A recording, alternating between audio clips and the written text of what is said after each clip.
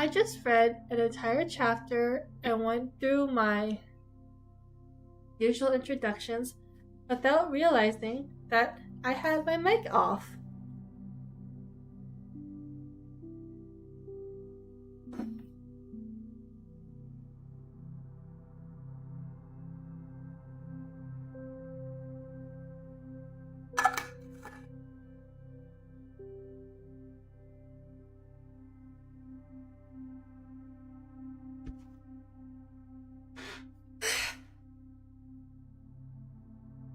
I'm frustrated.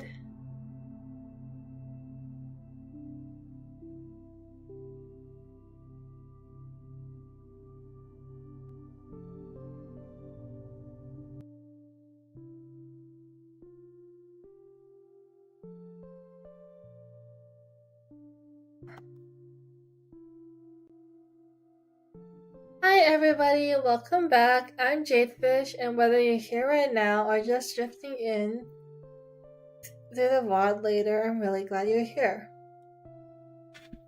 This is my little corner of the ocean, soft thoughts, quiet reading, and just floating around together for a while.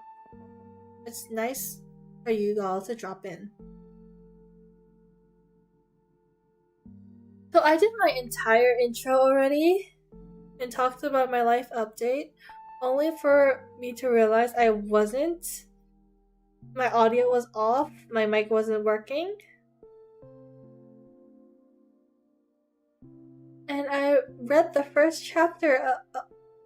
I read chapter 28 today, and I don't really feel like redoing my introduction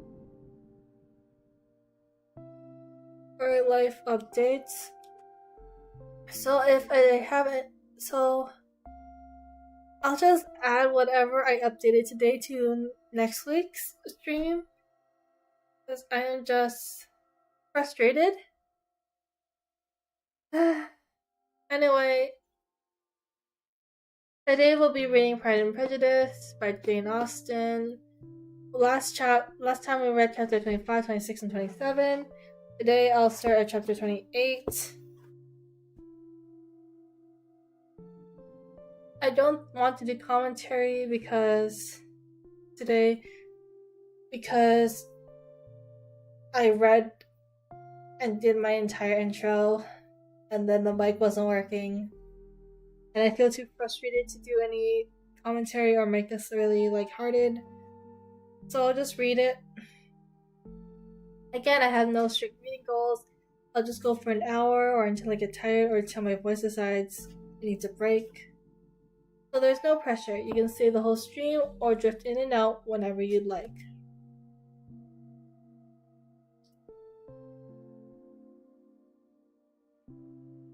So feel free to relax, draw, study, work on something, or just hang around here for a while.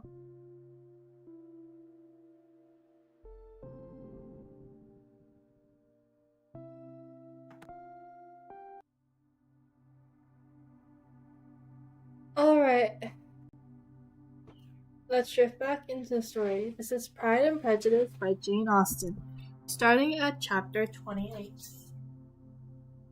Every object in the next day's journey was new and interesting to Elizabeth, and her spirits were in a state of enjoyment, for she had seen her sister looking so well as to banish all fears for her health, and the prospect of her northern trip was a constant source of delight. When they left the high road for Lane to Hunsford, every eye was in search of Age, and every turning expected to bring it in view. The palings of Rosling's Park was their boundary on one side. Elizabeth smiled at the recollection of all she had heard of its inhabitants. The length of parsonage was discernible. The garden sloping to the road, the horse standing in it, the green pales and laurel hedge, everything declared that they were arriving. Mr. Collins and Charlotte appeared at the door, and the carriage stopped at a small gate, which led by a short gravel walk to the house, amidst the notes and smiles of the whole party.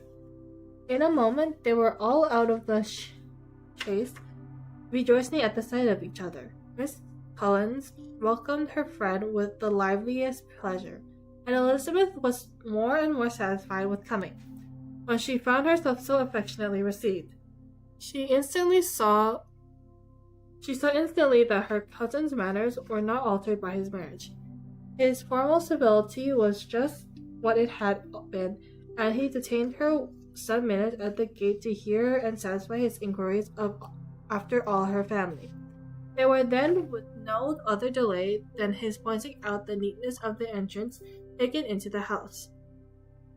And as soon as they were in the parlor, he welcomed them a second time, for the ostentatious formality to his humble abode and punctually repeated all his wife's offers of refreshment. Elizabeth was prepared to see him with all his glory, and she could not help fancying that in displaying the good proportions of the room, its aspects and its furniture, he addressed himself particularly to her, as if wishing to make her feel what she had lost in refusing him. But though everything seemed neat and comfortable, he was not able to gratify him by any sign of repentance, but rather looked with wonder at her friend that she could have so cheerful an air with such a companion. When Mr. Cullen said anything of which his wife might reasonably be ashamed, which certainly was not unseldom, he involuntarily turned her eye on Charlotte. Once or twice she could discern a faint blush, but in general Charlotte wisely did not hear. After sitting long enough to admire every article of furniture in the room, from the sideboard to the fender,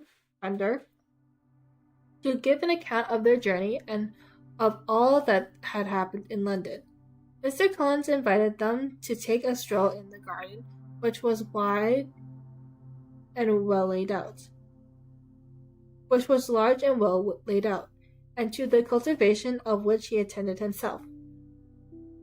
The work in his garden was one of his respectable pleasures, and Elizabeth admired the command of countenance with which Elizabeth talked about the healthfulness of the exercise, and owned she encouraged as much as possible, here leading the way through every walk and crosswalk,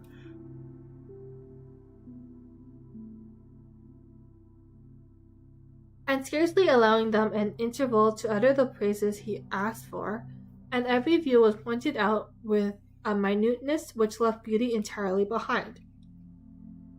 He could number the fields in every direction and could tell how many trees were in the most distant clumps. But of all the views which his garden, or which the country or the kingdom could boast, none were to be compared to the prospect of rosings afforded by an opening in the tree that bordered the park nearly opposite the front of the house. It was a handsome modern building, well situated on rising ground. From his garden, Mr. Collins would have led them round his 2 meadows, but the ladies, not having shoes to encounter the remains of the white frost, turned back. And while Sir Collins accompanied him, Charlotte took her sister and friends toward the house, extremely well pleased and probably to have the opportunity to show it without her husband's help. It was rather small, but well built and convenient, and everything was fitted up and arranged with a neatness and consistency of which Elizabeth gave Charlotte all the credit. When Mr. Collins could be forgotten, there was really a great air of comfort throughout, and by Charlotte's evident enjoyment of it, Elizabeth supposed he might be often forgotten. She had already learnt that Lady Catherine was still in the country, and it was spoken of again while they were at dinner. And Mr. Cullen joined in, observed, "Yes, Miss Elizabeth, you will have the honour of seeing Lady Catherine de Bourgh on the ensuing Sunday at church. I need not say you will be delighted with her. She is affable and condescending, and I doubt not but you will be honoured with some portion of her notice when service is over.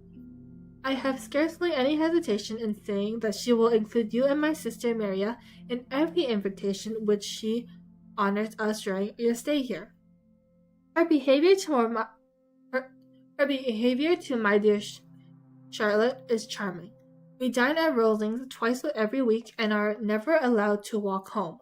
Her ladyship's carriage is regularly ordered for us. I should say one of her ladyship's carriage, for she has several. Lady Catherine is a very respectable, sensible woman indeed," added Charlotte, "and a most attentive neighbour. Very true, my dear. That is exactly what I say. She is the sort of woman whom one cannot regard with too much deference." The evening was spent chiefly in talking over Hunsfordshire news, and telling again what had already been written. And when it closed, Elizabeth, in the solitude of her chamber, had to meditate upon Charlotte's degree of contentment, to understand her address in guiding, and composure in bearing with her husband, and to acknowledge that it was all done very well.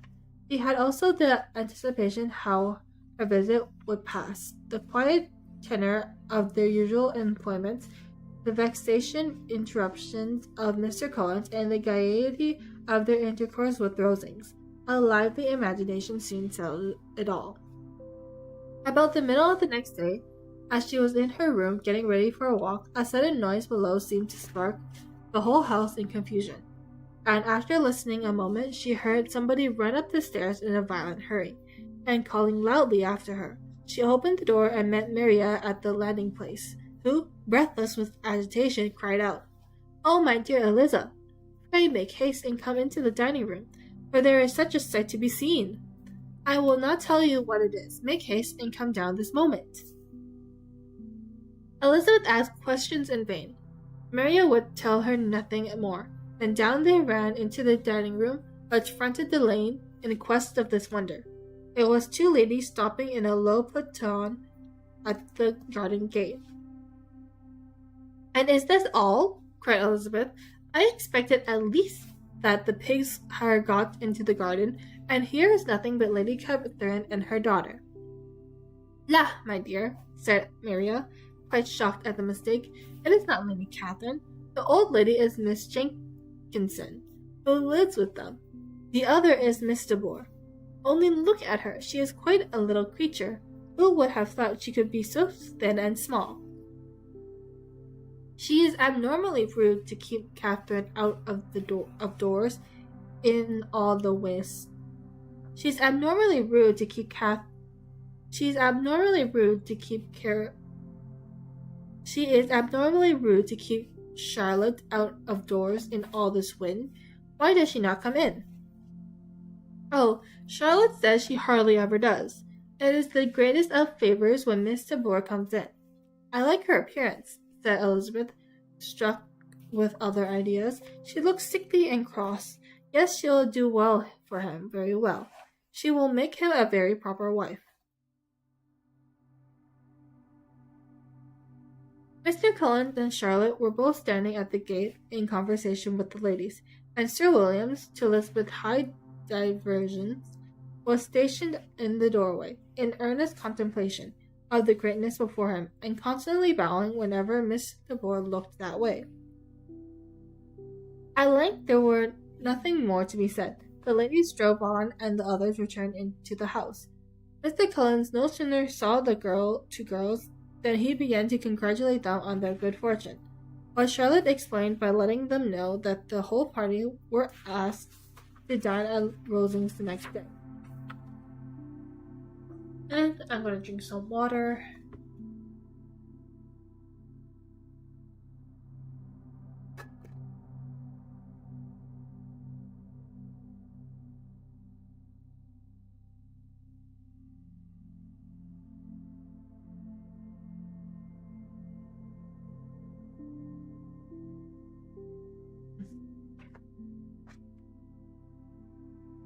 Chapter 29.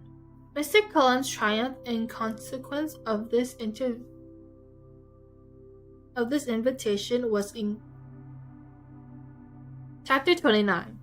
Mr. Cullen's triumph in consequence of this invitation was complete. The power of displaying the grandeur of his patroness to his wondering visitors, and of letting them see her civility towards himself and his wife, was exactly what he wished for, and that an opportunity of doing it should be given so soon with such an insistence of Lady Catherine's condescension as he knew not how to admire enough. "I confess," said he, "that should I not have been at all surprised by her ladyship's asking us on Sunday to drink tea and spend the evening at Rosings, I rather expected, from my knowledge of her affability, that it would happen. But who could have foreseen such an attention as this? Who could have imagined that we should receive an invitation to dine there, an invitation moreover including the whole party, so immediately after your arrival? I am less th- I am the least I am the less surprised at what has happened, replied Sir Williams, from that knowledge of what the manner of the great really are, which my station in life allows me to acquire. About the court, such instances of elegant breeding are not common. Scarcely anything was talked about the whole day, or next morning, but their visit to Rosings. Mr. Collins was carefully instructing them in what they were to expect, that the sight of such rooms, so many servants, and so splendid a dinner might not wholly overpower them. When the ladies were separated for the toilet, he said to Elizabeth, "Do not make yourself uneasy, my dear cousin, about your apparel. Lady Catherine is far from requiring that elegance of dress in us, which becomes herself and daughter. I would advise you merely to put on whatever your clothes is superior to the rest. There is no occasion for anything more. Lady Catherine will not think the worse of you for being simply dressed. She likes to have the distinction of rank preserved." While they were dressing, he came 2 or 3 times to their different doors. I recommended their being quick, as Lady Catherine very much objected to be kept waiting for her dinner. Such formidable accounts of her ladyship and her manner of living quite frightened Maria Lucas, who had been little used to company, and she looked forward to her introduction at Rosings with as much apprehension as her father had done to his presentation at St. James. As the weather was fine, they had a pleasant walk of about half a mile across the park. Every park has its beauty and its prospects, and Elizabeth saw much to be pleased with, though she could not be in such raptures as Mr. Collins expected the scene to inspire, and was but slightly affected by his enumeration of the windows in the house in front of the house, and his relations of what the glazing altogether has originally cost Sir Louis de Bourgh. When they ascended the steps to the hall, Maria's alarm was every moment increasing, and even Sir William did not look perfectly calm. Elizabeth's courage did not fail her. She had heard nothing of Lady Catherine that spoke her awful from an extraordinary talents or malicious virtue, and the mere stateliness of money and rank she thought she could witness without trepidation. From the entrance hall, of which Mr. Collins pointed out with a rapturous air the fine proportions and finished ornaments, they followed the servants through an antechamber to the room where Lady Catherine, her daughter, and Miss Jenkinson were sitting. Her ladyship, with great condescension, arose to receive them, and as Miss Collins had settled it with her husband that the office of introduction should be hers, it was performed in a proper manner, without any of the apologies and thanks which she could have thought necessary. In spite of having been at St. James, Sir William was so completely awed by the grandeur surrounding him that he had but just courage enough to make a very low bow and take his seat without saying a word. And his daughter, frightened almost out of her senses, sat on the edge of her chair, not knowing which way to look. Elizabeth found herself quite equal to the scene, and could observe the 3 ladies before her composedly. Lady Catherine was a tall, large woman, with strongly marked features which might have once been handsome. Her air was not conciliating, nor was her manner of receiving them such as to make her visitors forget their inferior rank. She was not rendered formidable by silence, but whatever she said was spoken in so authoritative a tone as marked her self-importance, and brought Mr. Wickens immediately to Elizabeth's mind, and from the observation of the day altogether, she believed Lady Catherine to be exactly what he represented. When, after examining the mother, in whose countenance and deportment she soon found some resemblance of Mr. Darcy, she turned her eye to the daughter. She could almost have joined in Mary's astonishment of her being so thin and so small. There were neither in figure nor face any likeness between the ladies. Mr. Bohr was pale and sickly. Her features, though not plain, were insignificant, and she spoke very little, except in low tones to Miss Jenkinson, in whose appearance there was nothing remarkable, and who was entirely engaged in listening to what she said, placing a screen in the proper direction before her eyes. After sitting a few minutes, they were all sent to one of the windows to admire the view, Mr. Collins attending them to point out its beauty, and Lady Catherine kindly informing them that it was much better worth looking at it in the summer. The dinner was exceedingly handsome, and there were all the servants and all the article plates which Mr. Collins had promised, and as he had likewise foretold, he took his seat at the bottom of the table, by her ladyship's desire, and looked as if he felt that life could furnish nothing greater. He carved and ate and praised with delightful alacrity, and every meal was recommended first by him, and then by Sir William, who was now enough recovered to echo whatever his son-in-law said, in a manner which Elizabeth wondered Lady Catherine could bear. But Lady Catherine seemed gratified by their excessive admiration, and gave most gracious smiles, especially when any dish on the table presented a novelty to them. The party did not simply supply much conversation. Elizabeth was ready to speak whenever there was an opening, but she was seated between Catherine and Miss de Bourgh, the former of whom was engaging in listening to Catherine, and the latter said not a word to her all dinner. Miss Jenkinson was chiefly employed in watching how little Miss de Bourgh ate, pressing her to try some other dishes, and fearing she were indisposed.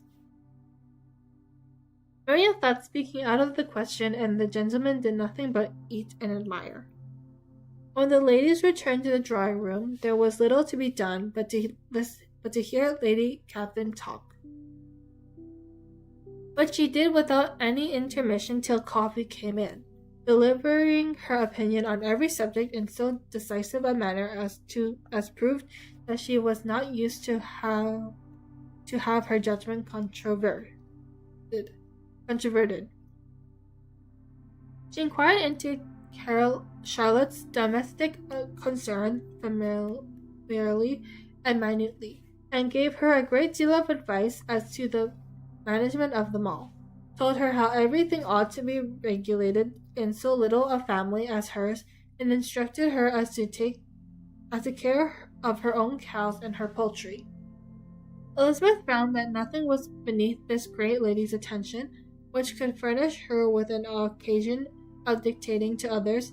In the intervals of her discourse with Miss Collins, she addressed a variety of questions to Maria and Elizabeth, but especially to the latter, of whose connection she knew the least, and who, she observed to Miss Collins, was a very gentle, pretty kind of girl.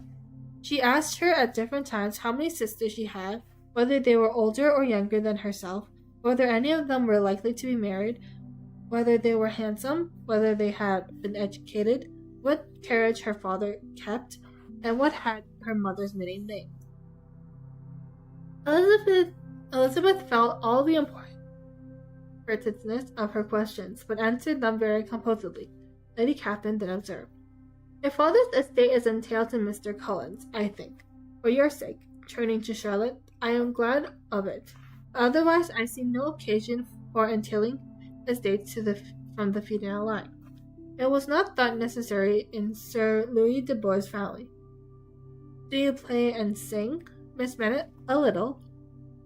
"Oh, then some time or other we shall be happy to hear you.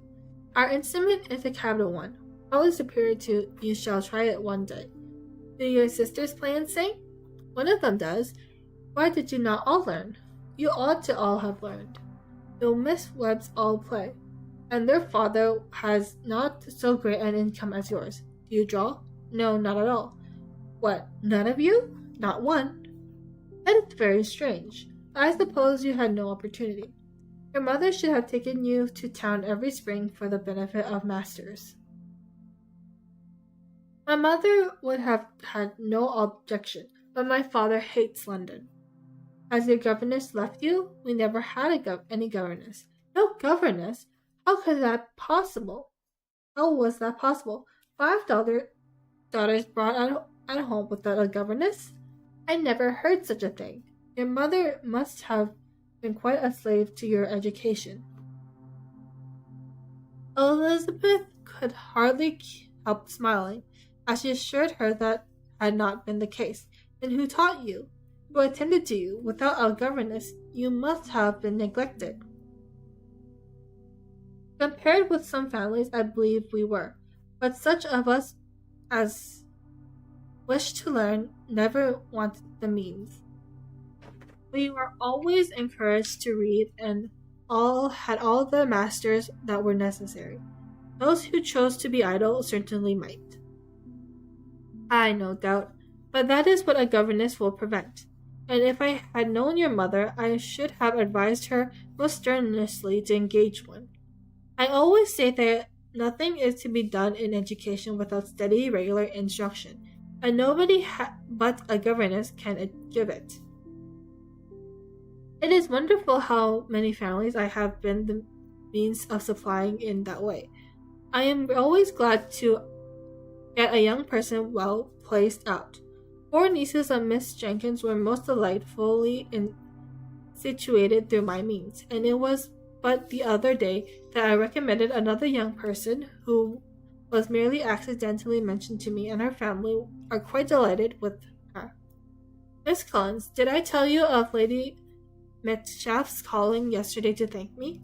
She finds Miss Pop a treasure. Lady Catherine, said she, you have given me a treasure. Are any of your sisters out? Miss Bennet? Yes, ma'am, all. All? What, all 5 out at once? Very odd. And you only the second. Your younger ones out before the elder are married. Your younger sisters must be very young. Yes, my youngest is not 16. Perhaps she is full of young to be much in company. But really, ma'am, I think I would be very hard upon younger sisters, that they should not have their share of society and amusement because the elder may not have the means or inclinations to marry early. The last born has as good a right to the pleasures of youth as the first, and to be kept back on such a motive, I think it would not be very likely to promote sisterly affection or delicacy of mind. Upon my word, said her ladyship, you give your opinion very decidedly for so young a person. Pray, what is your age? Our 3 younger sisters grown up, replied Elizabeth, smiling. Your ladyship can hardly expect me to own it. Lady Catherine seemed quite astonished at not receiving a direct answer, and Elizabeth suspected herself to be the first creature who ever dared to trifle with such much dignified impertinence. You cannot be more than 20, I am sure. Therefore, you need not conceal your age. I am not 21. When the gentlemen had joined them, the tea was over. The cards were, and Lady Catherine, Sir Williams, and Mr. and Miss Collins sat down to quadrille, and as Miss de Bourgh chose to play at casino, the 2 girls had the honor of assisting Miss Jenkinson to make up her party. Their table was superlatively stupid.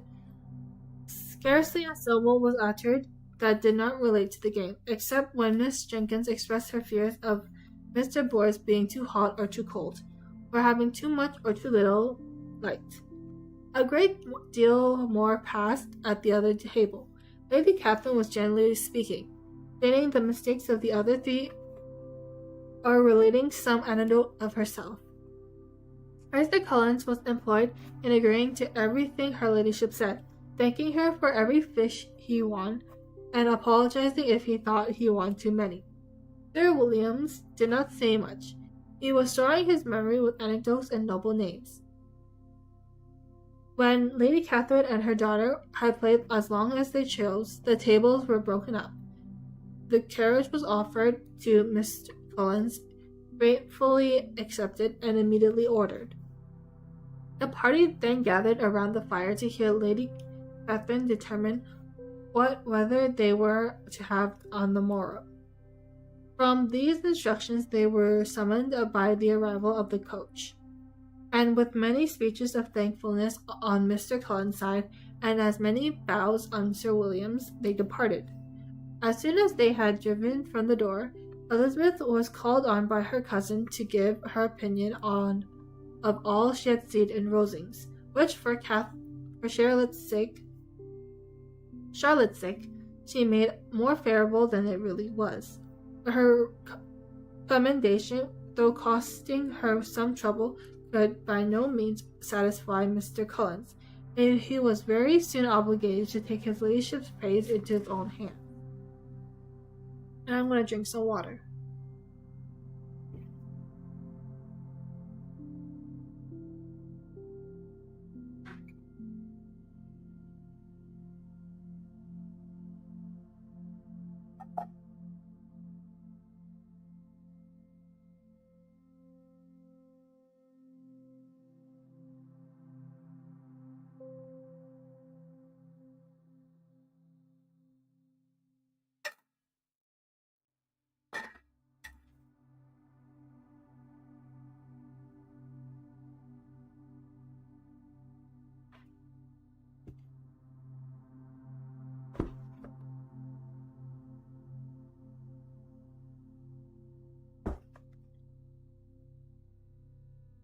Chapter 30.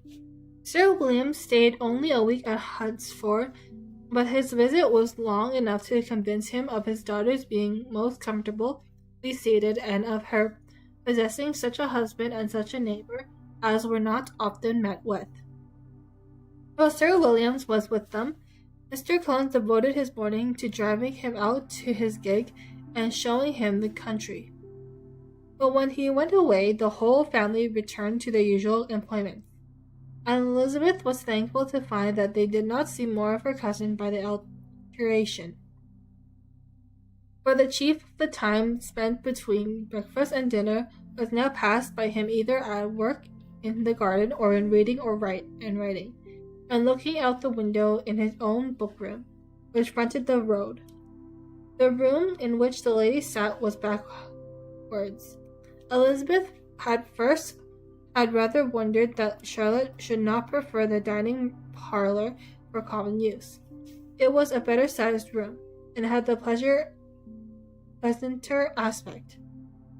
But she soon saw that her friend had an excellent reason for what she did, for Mr. Collins would undoubtedly have been much less in his own apartment had they sat in one equally lively, and she gave Charlotte credit for the arrangement. From the drawing-room they could distinguish nothing in the lane, and were indebted to Mr. Collins for the knowledge of what carriage passed along, and how often equally Mr. Boyd drove by in her phaeton, which he never failed coming to inform them of.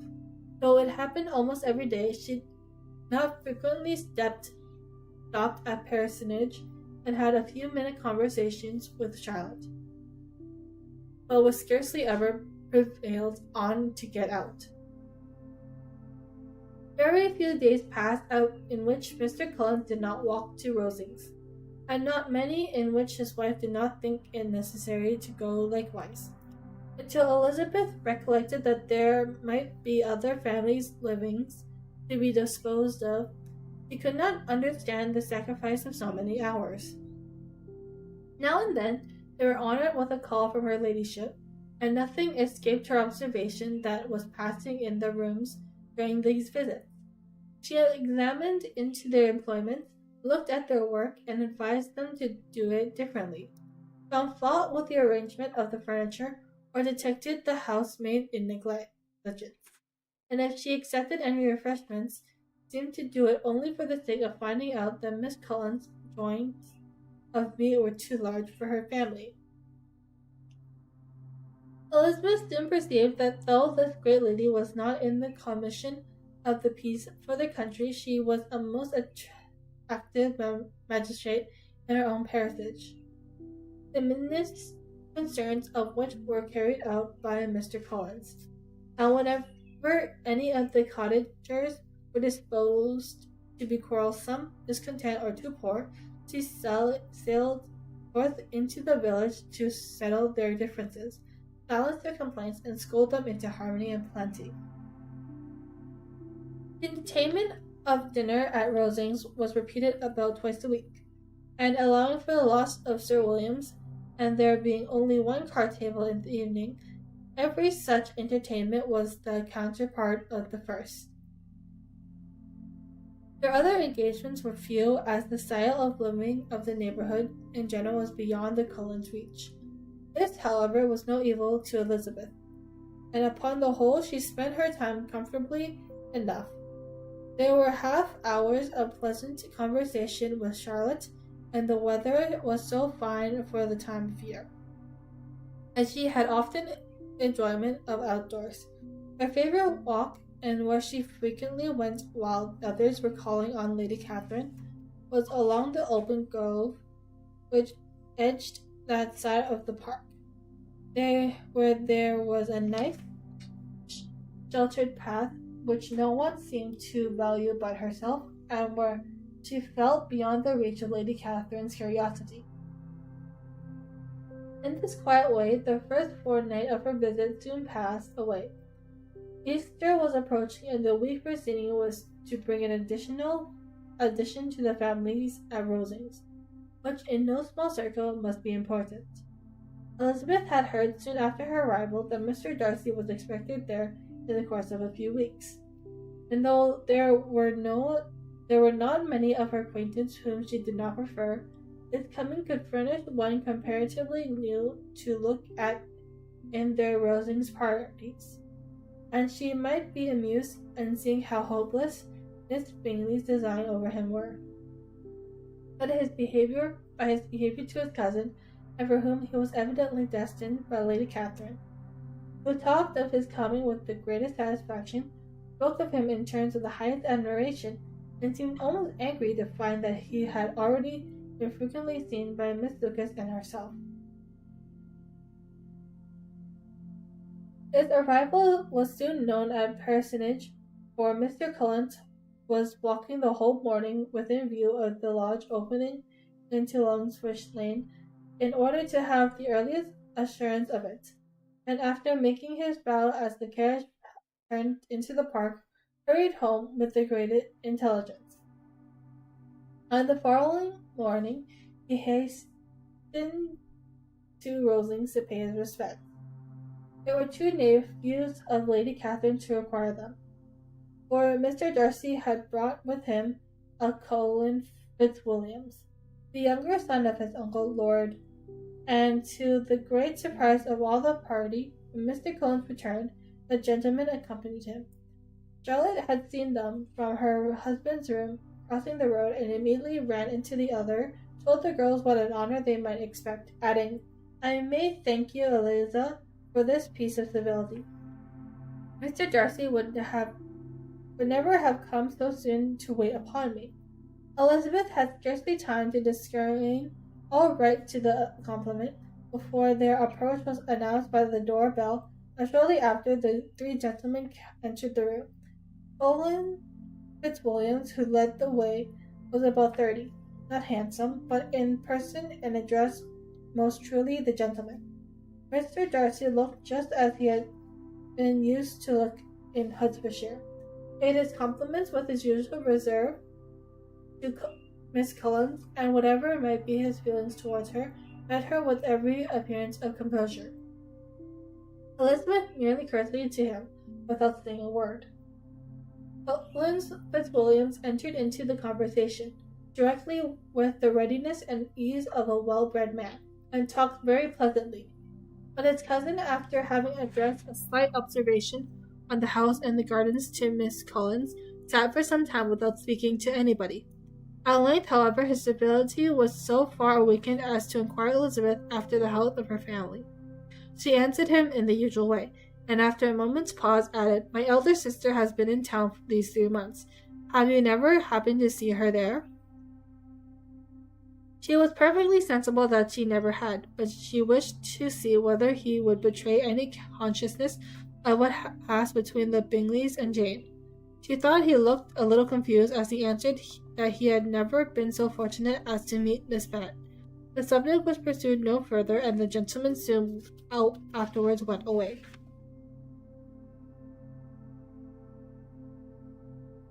And I think I'm done for the day.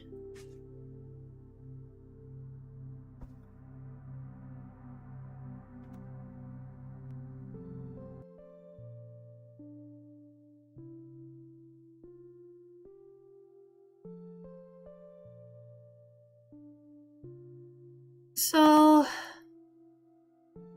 yeah, that was chapters 28, 29, and 30. I am getting tired now. I was actually planning to read chapter 31 too, since it was also a shortish chapter. But because the mic issue from the beginning, my throat got more tired quickly. So I think I'll stop here. I hope you enjoyed it. I hope my voice gave you a little comfort during these trying times. And yeah, I hope to see you soon. I wish you a wonderful day, a lovely night, and if you're sleeping, peaceful dreams. Goodbye!